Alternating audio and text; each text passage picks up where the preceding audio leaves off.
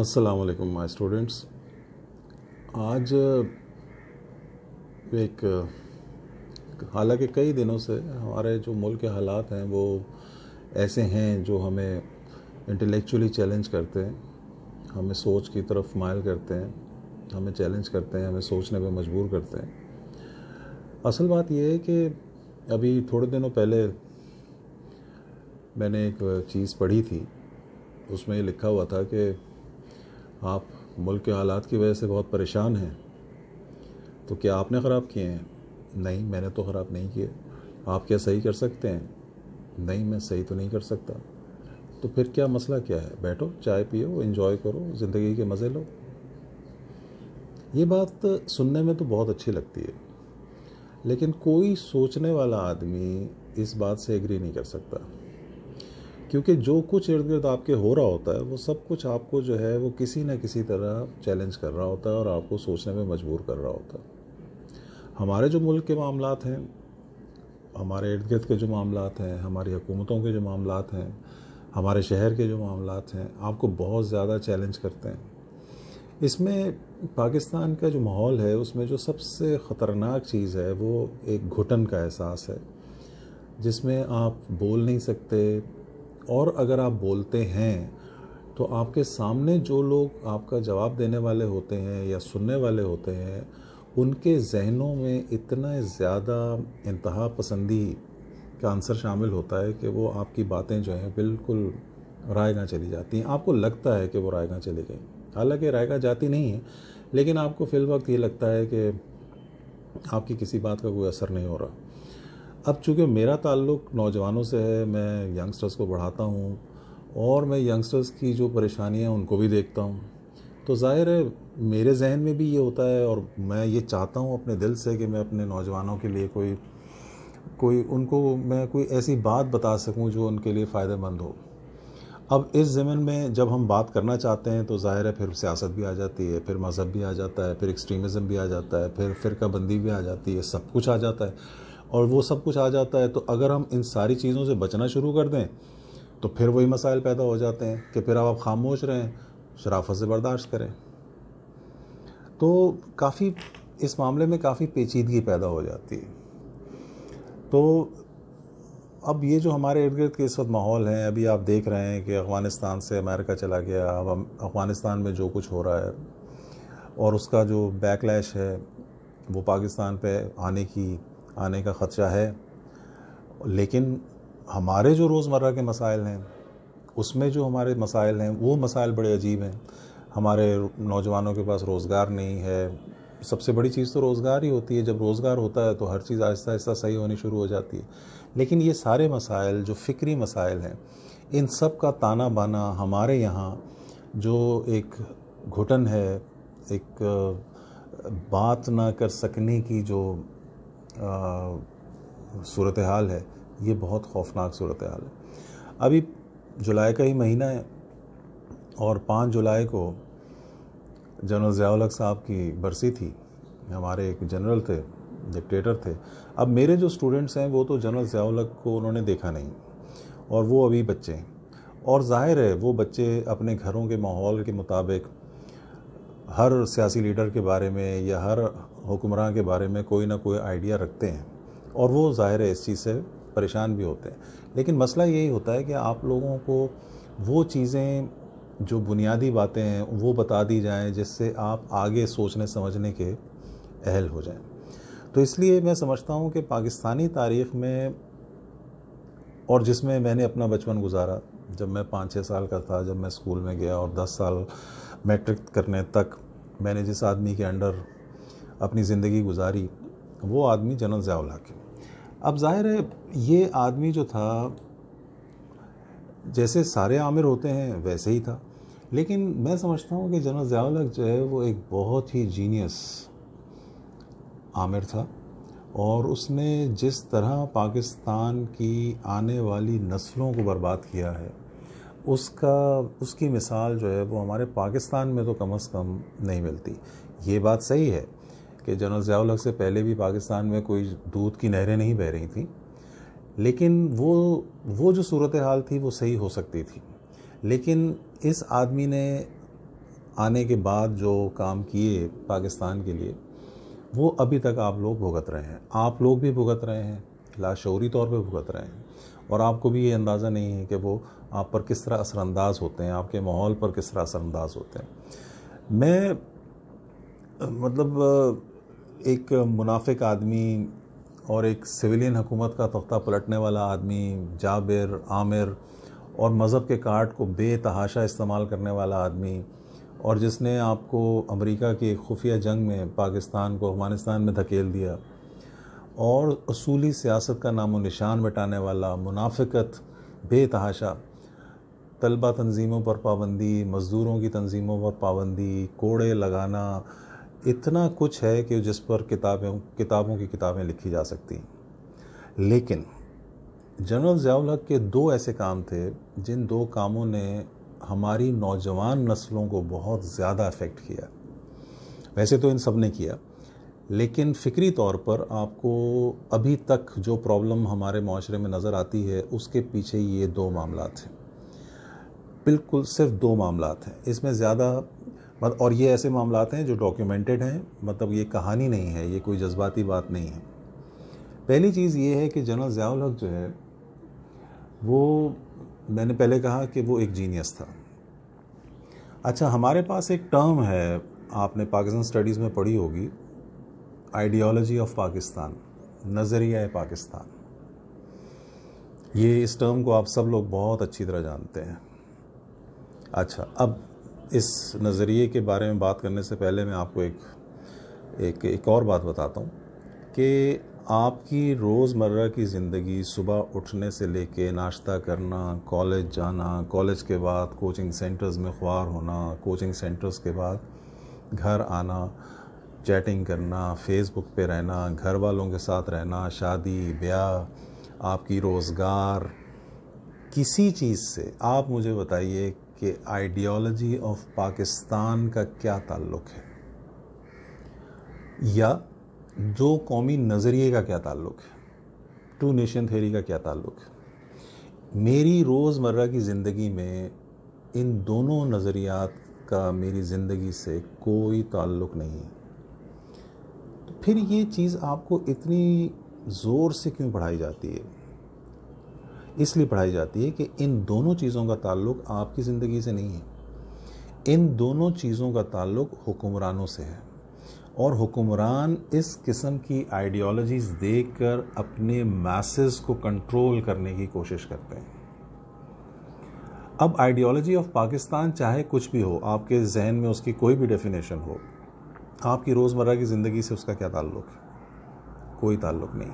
लेकिन है ताल्लुक़ इस लिहाज से है कि जो हुक्मरान हैं वो इस किस्म के नज़रियात इसलिए देते हैं कि आपको ब्रेन वॉश किया जाए, आपको जो है अपनी मर्ज़ी के हुक्मरान लाने की उनको इख्तियार मिल जाए, और आपको आवाम को लूटने का इख्तियार मिल जाए। तो आइडियोलॉजी ऑफ पाकिस्तान जो है, ये नज़रिया पाकिस्तान, ये जो लफ्ज़ है नज़रिया पाकिस्तान, जो 2 नेशन थ्योरी के मुतबादिल के तौर पर सामने आया, वो ये था कि जब पाकिस्तान बन गया तो 2 नेशन थ्योरी की कोई ज़रूरत नहीं थी। फिर कुछ नहीं हुआ, सालों साल गुजरते रहे, लेकिन 1962 में एक वर्ड सामने आया, नज़रिया पाकिस्तान।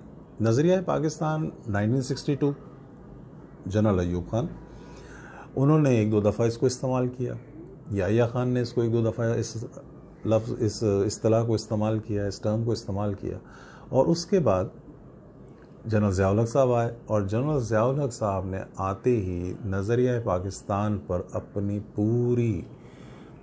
पूरी फ़िलासफ़ी की बुनियाद रखी। अब नज़रिया पाकिस्तान है क्या? आपने पाकिस्तान स्टडीज़ में पढ़ा होगा, लेकिन वो पाकिस्तान स्टडीज़ में आपने जो कुछ भी पढ़ा है, सही मानों में आइडियोलॉजी ऑफ पाकिस्तान की सही तारीफ़ और डेफिनेशन हमारे पास मौजूद नहीं है। लेकिन जनरल ज़ियाउल हक ने इस डेफिनेशन के अंडर, आइडियोलॉजी ऑफ पाकिस्तान के अंडर, इस्लाम को इंडक्ट किया, और उसमें ये हुआ कि हर चीज़ को इस्लामाइज़ किया जाने लगा, और आपको इस तरह चीज़ें पढ़ाई जाने लगीं जिसमें इस्लाम जो है वो आपके फोकल उसमें आ जाए, पॉइंट पे आ जाए। उससे क्या हुआ कि आपने पाकिस्तान स्टडीज़ स्टार्ट की, जनरल ज़ियाउल हक ने स्टार्ट की, पाकिस्तान स्टडीज़ में आपने जो है इसी चीज़ की तरवीज जो है वो आप देखते रहे। उससे क्या हुआ? उससे हुआ कि आइडियोलॉजी ऑफ पाकिस्तान के आने से हमारे मुल्क में ऑटोमेटिकली जितनी भी अक़लियतें थीं वो इनसिक्योर हो गई और वो परेशान हो गई, क्योंकि सिर्फ इस्लाम और वो इस्लाम जो उस वक्त जनरल ज़ियाउल हक साहब समझते थे कि इस्लाम का जो वर्जन है वो होना चाहिए, तो वो वर्जन दिया गया। उसमें क्या हुआ? उसमें ये हुआ कि जो फ़िरका वाराना फसादात हैं और जो फ़िरकों की लड़ाई है और वो सब वो बढ़ती चली गई, और उसमें क्या हुआ कि एक शिद्दत पसंदी का जो एलिमेंट है वो हमारे यहाँ मज़हब के अंदर रिवाज पा गया। और अभी तक आप सब अपने इर्द गिर्द यही चीज़ देखते हैं। इसके पीछे नज़रिया पाकिस्तान का वर्ड है जो 1962 से पहले कोई जानता भी नहीं था, उसको तरवीज की गई और उसमें जो है जनरल ज़ियाउल हक का साथ दिया जब उस वक्त की जमात इस्लामी ने इस वर्ड को बहुत ज़्यादा प्रमोट किया, और उस वजह से ये वर्ड जो है आपके रोज़मर्रा की ज़िंदगी का हिस्सा बन गया। और हिस्सा तो बन गया, लेकिन ये मैं आपको पहले बता चुका हूँ कि आपकी रोज़मर्रा की ज़िंदगी से इस किस्म के नज़रियात का कोई ताल्लुक़ नहीं होता। ताल्लुक़ कहाँ बनता है? जब आप बात करते हैं, जब आप एक्ट करते हैं, सोसाइटी में जाते हैं, जब आप बात करते हैं, ख़यालात का इजहार करते हैं, तो ये चीज़ें सामने आ जाती हैं। एक चीज़ तो जनरल ज़ियाउल हक साहब ने ये की जो बहुत ही ख़तरनाक थी और जिसका इफ़ेक्ट आप अभी तक देख रहे हैं। दूसरी चीज़ ये उससे भी ज़्यादा ख़तरनाक थी। पूरी दुनिया में जितनी भी अफवाज हैं, आर्मीज़ हैं, उनका स्टेटस क्या होता है? उनका स्टेटस एक चौकीदार का होता है। चलें, चौकीदार मैंने बहुत बुरा लफ्ज़ इस्तेमाल कर दिया। वो हमारी जोग्राफियाई हदूद के पासबान होते हैं, वो हमारी जोग्राफिकल बाउंड्रीज़ के प्रोटेक्टर्स होते हैं। पूरी दुनिया में फ़ौज यही समझी जाती है। जनरल ज़ियाउल हक साहब ने फ़ौज का जो काम था इसमें एक काम का और इजाफ़ा कर दिया। जनरल ज़ियाउल हक के ज़माने में जो ओथ ली जाती थी, जब फ़ौज जो नए इंडक्टीज़ आते थे, जो फ़ौज में जो भर्ती होते थे, उनसे जो ओथ ली जाती थी, उसमें एक चीज़ शामिल की, और वो ये शामिल की कि फ़ौज न सिर्फ ये कि आपकी जोग्राफिकल बाउंड्रीज़ की मुहाफ़िज़ है, बल्कि फ़ौज आपकी इस मुल्क की आइडियोलॉजिकल बाउंड्रीज़ की भी प्रोटेक्टर है। आइडियोलॉजिकल बाउंड्रीज़ क्या होती हैं? नज़रियाती सरहदें। नज़रियाती सरहद क्या होती है? नज़रिया क्या होता है? Ideology of Pakistan. अब ये बात वैसे तो सुनने में इसमें कोई मुज़ायका नहीं, लेकिन इसका जो इफ़ेक्ट है वो क्या होगा? इसका इफ़ेक्ट ये होगा कि पूरे पाकिस्तान में फ़िलोसोफर्स, साइंटिस्ट, सोशियोलॉजिस्ट्स, एंथ्रोपोलॉजिस्ट्स, आर्कियोलॉजिस्ट्स, थिंकर्स, इन सब से बरतर जो आदमी है वो फ़ौजी है। इसका ये मतलब है, ये लोग जो बातें कहेंगे, करेंगे, उसका जज कौन होगा? फ़ौज होगी, और उसको जज भी फ़ौज ही करेगी और अपने लिहाज से करेगी। अब आप सब मुझे बता दीजिए कि एक आम फ़ौजी की तालीमी काबिलियत क्या होती है। मैं आपको नहीं बताऊंगा, आप देख लीजिए कि एक फ़ौजी की तालीमी काबिलियत क्या होती है। मेरे ख़्याल में फ़ौजी एक सेमी लिटरेट होता है, यानी नीम ख्वांदा आदमी होता है, और जितने फ़लसफ़ी हैं, इंटेलेक्चुअल्स हैं, साइंटिस्ट हैं, एंथ्रोपोलॉजिस्ट हैं, सोशियोलॉजिस्ट हैं, ये सब, और इकोनॉमिस्ट हैं, ये सब के सब इस आदमी के कंट्रोल में आ जाते हैं। ये वो बुनियादी चीज़ है जिस पर लोग आम तौर पर बात नहीं करते, और जब हम अपनी सोसाइटी की बीमारियों का तज़किरा कर रहे होते हैं तो हमें कॉज नहीं नज़र आ रहा होता। असल में ये कॉज है एक आइडियोलॉजी ऑफ पाकिस्तान जिसकी सही डेफिनेशन कहीं नहीं लिखी हुई।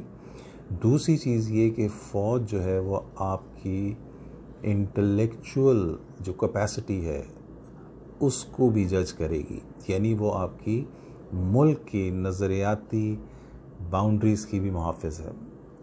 ये कारनामा जो जनरल ज़िया-उल-हक से पहले किसी ने नहीं किया, जनरल ज़िया-उल-हक ने किया, आप इससे ये अंदाज़ा लगा सकते हैं कि वो कितना, इस मामले में वो कितना बड़ा जीनियस था, जिसने अपना वजूद आने वाली नस्लों पर थोप दिया और आने वाली नस्लें जो हैं वो इस सारे सिस्टम के अंडर आ गई। आज आप जो कुछ मुल्क में देखते हैं और जितना आप अपने वज़राए उज़्ज़ाम को, जितने भी प्राइम मिनिस्टर्स आते हैं, आप इनको जितना लाचार देखते हैं फ़ौज के सामने, उसके पीछे सब कुछ ये दो नज़रियात हैं। अब हो सकता है कि आज की जो फ़ौज है, आज के जो प्राइम मिनिस्टर्स हैं, वो ये सारी बातें, मतलब वो इस तरह ना करना चाहते हों जैसे वो हम जैसे चाहते हैं वैसे ही करना चाहते हों, लेकिन वो जो कॉज़ है वो कॉज़ यहाँ पर है कि आपने जो एक इदारे का जो डिफ़ाइनिंग काम है, उसको जो आपने, उसकी जो डेफिनेशन की है वो क्या है। तो उसमें दो चीज़ें कि आपके मुल्क में फ़िरका वरायत, दहशतगर्दी, जो कुछ भी आप देख रहे हैं, इन दोनों के पीछे ये सोच है। फिर हमारे यहाँ आप देखते हैं कि मुल्लाइज़म और ये सारा कुछ और एक्सट्रीमिज़म जो कुछ भी है, ज़ाहिर है हम ही लोग हैं ना वो सब, और हम लोग वो सब कुछ कर भी रहे होते हैं और हम सब एक दूसरे को ये करते हुए देख भी रहे होते हैं। असल में ये वो दो बातें हैं जो मेरे नज़दीक ऐसी हैं जिन पर आपको कान धरना चाहिए। असल में ये मैं सही नहीं कर सकता, आप भी सही नहीं कर सकते, लेकिन कम से कम हमें ये पता तो हो कि असल जो बुनियादी जो गलती हुई है वो कहाँ हुई है।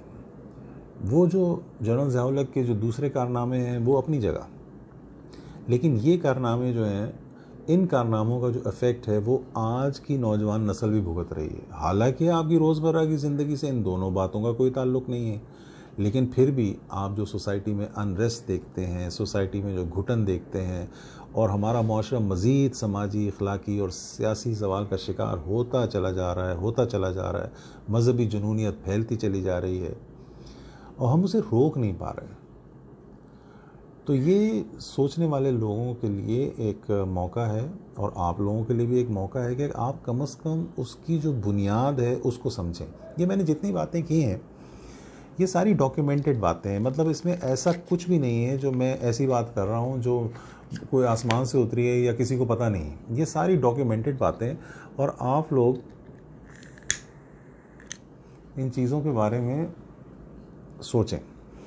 और ये अगर हम ये नहीं सोचेंगे, मैं काफ़ी दिनों से बहुत ज़्यादा इन चीज़ों में परेशान था। मैं ये भी देख रहा था कि अमेरिका जो है वो अफ़गानिस्तान से चला गया, और मैंने ये भी देखा कि उसका इफ़ेक्ट अफ़गानिस्तान पर क्या हो रहा है। अफ़गानिस्तान में लड़ाई शुरू हो गई है, तालिबान का जो ज़ोर है वो बढ़ता चला जा रहा है। हमारा तालिबान से कोई ताल्लुक़ नहीं, अफ़गानिस्तान की अपनी मर्ज़ी, जैसे चाहे वो रहे, लेकिन उस लड़ाई का बैकलैश अगर पाकिस्तान पर आता है तो फ़ौज ने जो इतनी मेहनत की है और सारे नॉर्दर्न एरिया को खाली किया है, जो कुछ भी किया है, बहुत अच्छा काम किया है, तो क्या वो दोबारा फिर से स्टार्ट होने वाला है?